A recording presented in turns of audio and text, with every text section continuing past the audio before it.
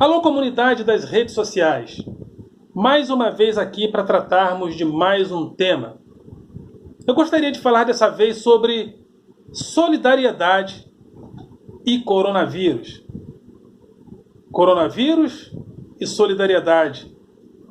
As duas coisas se reúnem pacificamente. Solidariedade nos dias do coronavírus. A gente sabe que a nossa tradição judaico-cristã tem os lugares da sociabilidade e também da solidariedade muito bem definidos na nossa cultura. E geralmente quando a gente tem uma tragédia urbana, como deslizamento, epidemias e pandemias, enchentes, logo esse nosso lado cristão da solidariedade vem à tona. E nós, às vezes, saímos de casa, nos aproximamos das pessoas para prestarmos a solidariedade. E Jesus,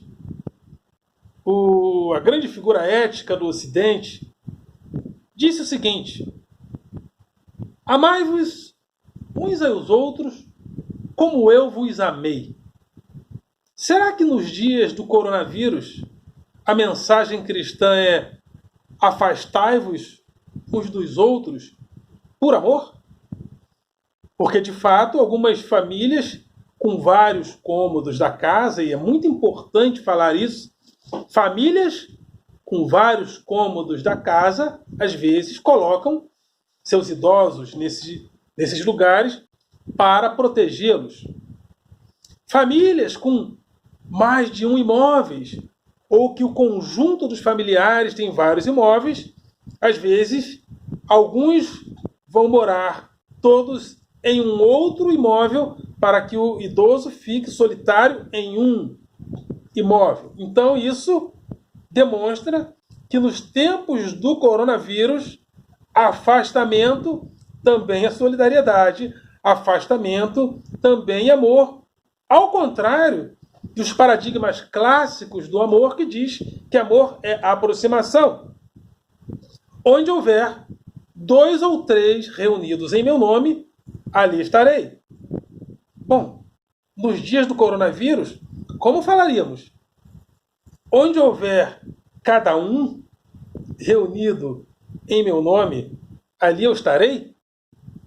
Paulo disse: não deixem de congregar como é costume de alguns. E nos dias do coronavírus, seria deixem de congregar como de costume por causa do coronavírus? Até porque as igrejas estão vazias, mesmo aquelas que o pastor insiste em abrir, as pessoas estão receosas. Então a gente começa a perceber que nos dias do coronavírus, o amor, que sempre foi considerado um dos representantes da aproximação, tem sido utilizado como plataforma deste afastamento. E como vamos praticar o amor? Como vamos praticar a solidariedade diante de uma sociedade que se afasta cada vez mais uns dos outros? Até porque a epidemia se alastra. A epidemia chegou ao Brasil. A epidemia pode chegar a lugares como a favela da Rocinha e a Paraisópolis, onde é o lugar que tem mais concentração de pessoas. Nesses lugares, as pessoas não podem praticar partes do amor que está sendo praticado pelas famílias de classe média, ou de classe média alta, ou das famílias mais ricas, porque os barracos e as casas são quase umas dentro das outras. Há cômodos que são um cômodo só, que vivem várias pessoas. Então, como praticar a solidariedade integrando a sociedade brasileira dentro deste propósito de solidariedade perante aquilo que as autoridades apontam que pode acontecer no Brasil. Como nós vamos praticar a solidariedade nos afastando uns dos outros? Percebamos o que está acontecendo na Espanha e na Itália, onde em um país, em um dia, morreram 500 pessoas, no outro 700. As pessoas, as famílias, não podendo se reunir solidariamente para sepultar os seus mortos. E esse momento, esse encontro do sepultamento é um encontro de solidariedade, onde as pessoas se afastam dos seus mortos, que precisam ser cremados para proteger a população, e também, na hora da solidariedade ao morto, as pessoas não podem se reunir.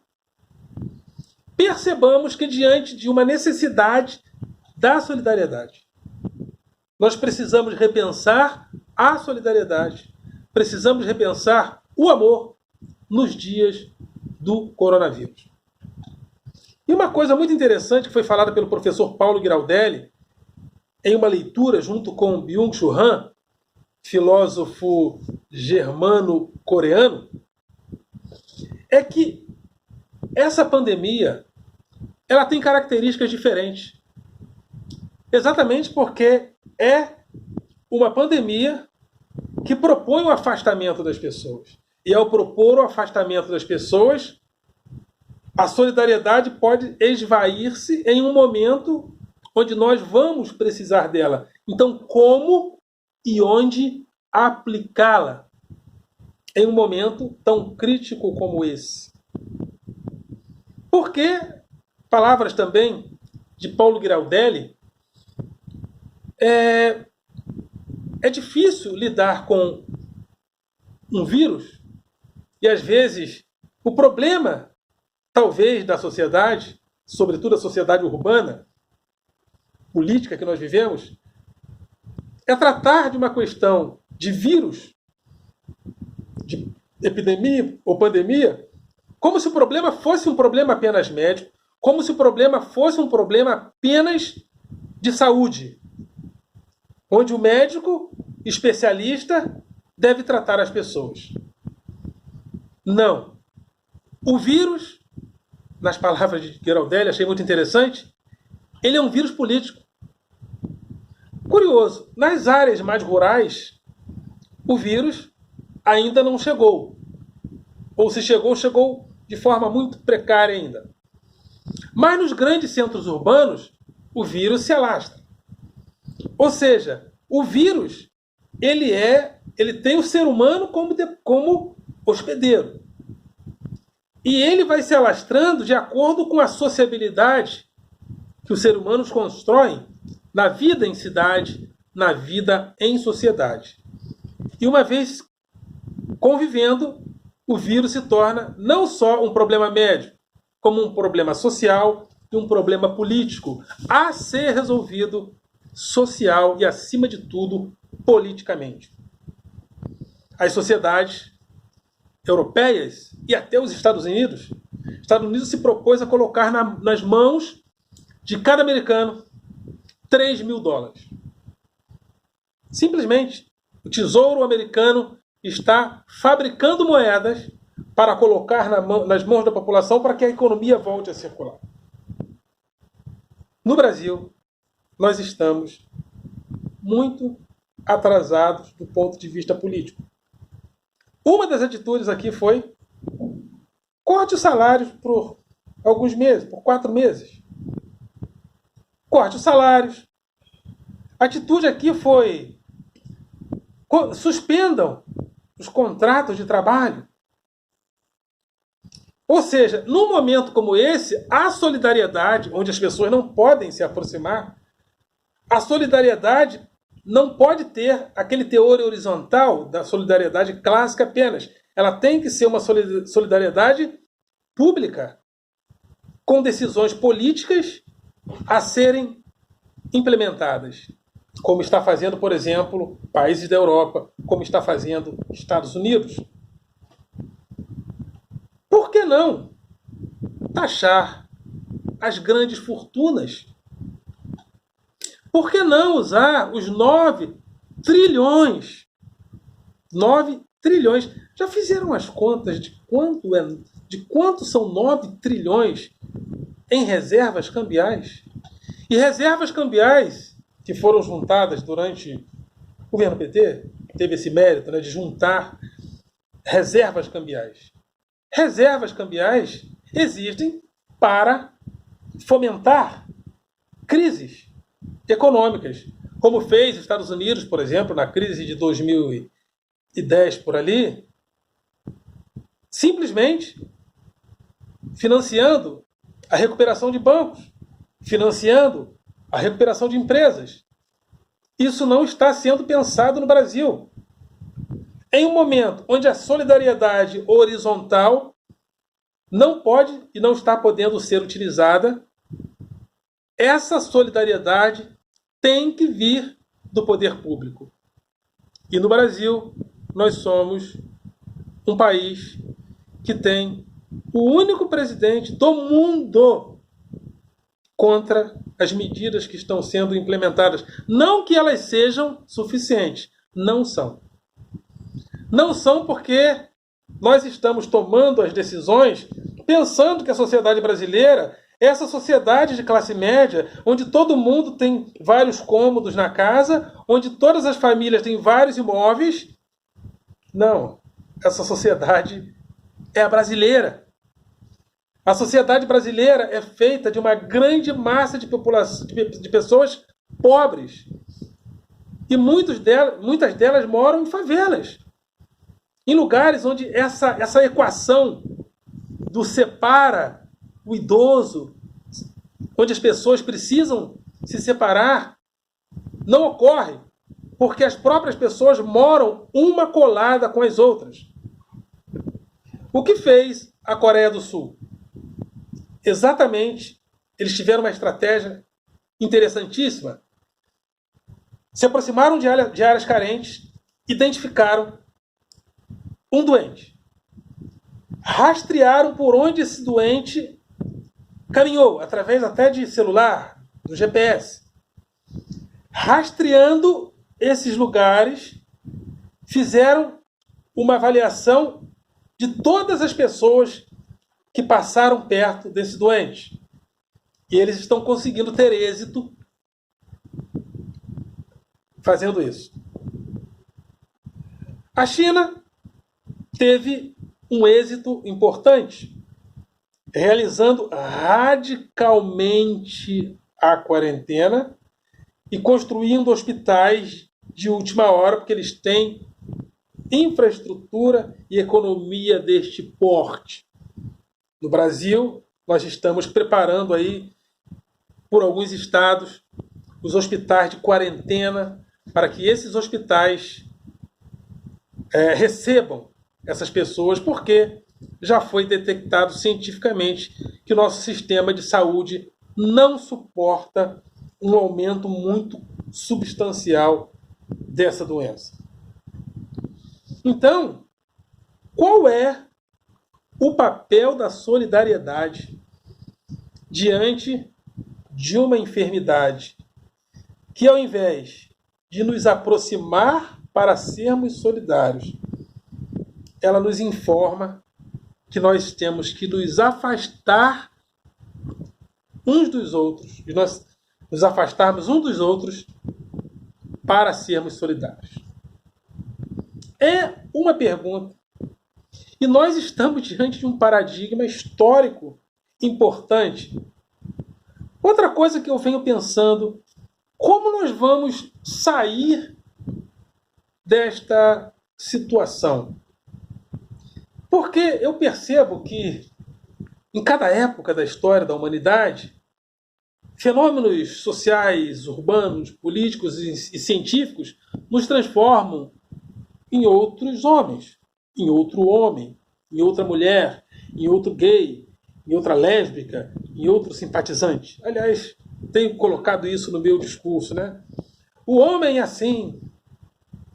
Os homens e as mulheres são assim. Não, homens, mulheres, gays, lésbicas e simpatizantes. Como nós, comunidade humana, homens, mulheres, gays, lésbicas e simpatizantes, vamos sair dessa pandemia? Sairemos mais amadurecidos? Sairemos outras pessoas? Sairemos com uma consciência solidária mais altaneira? Porque aqui no Brasil, o vírus não pode ser encarado como esse vírus de classe média, como esse vírus de rico. Como nós começamos a pensar, bom, quem viaja e pega avião pode pegar doença. Mas quem fica em casa, quem mora na favela, quem é pobre, não viaja para outro país, não vai pegar não. Só que a moça, a garota, a jovem, o motorista particular, o mecânico, que vai trabalhar nas áreas nobres da cidade, eles vão trabalhar nas casas de quem?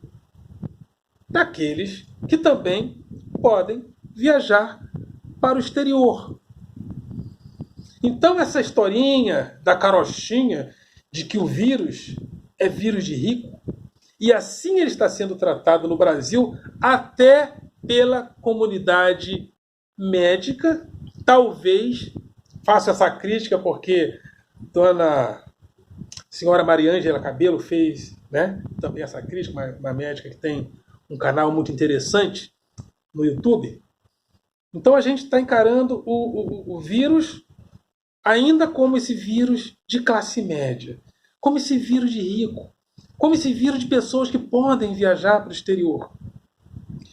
E nós brasileiros, nós infelizmente ou felizmente, nós não passamos por guerras, por revoluções, não estamos acostumados à economia de guerra como a Europa, como israelenses e palestinos, que curiosamente agora se uniram para lutar contra o coronavírus. Aderiram à quarentena, até Israel e Palestina deram as mãos para lutar contra o vírus, a partir da quarentena.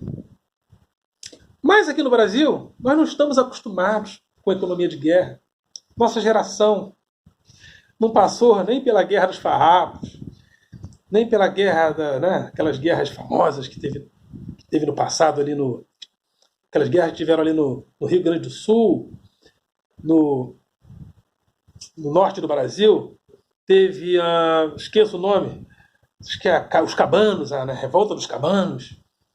Mas de um tempo para cá a gente veio construindo essa ideia de que nós somos os pacíficos. Nós não entramos em guerra com ninguém. Nós somos gente boa.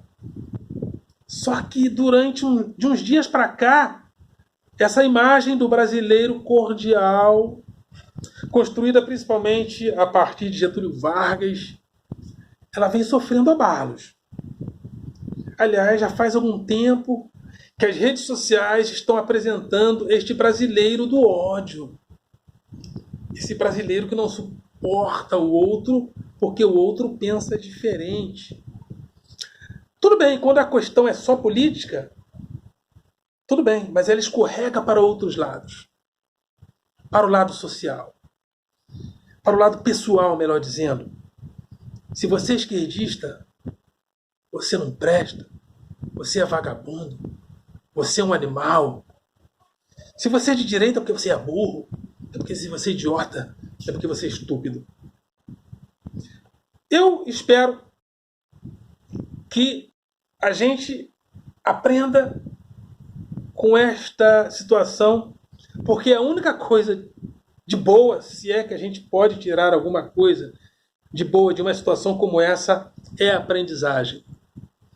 E eu espero que a solidariedade seja a principal vencedora neste momento.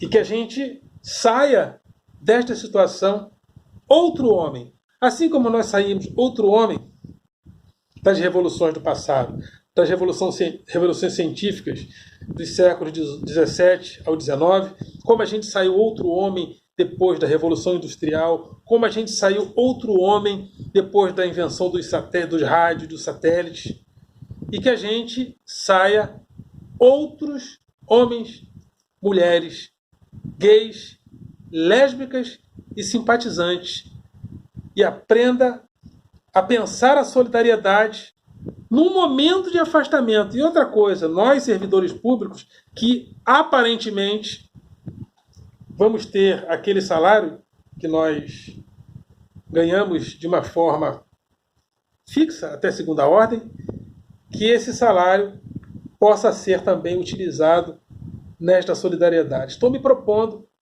a construir um laço de solidariedade juntamente com outros servidores públicos para que a gente possa utilizar o nosso ganho para repartir, uma vez que o governo não vai taxar os mais ricos para solucionar esse problema. Ok, galera? Vocês são do coração.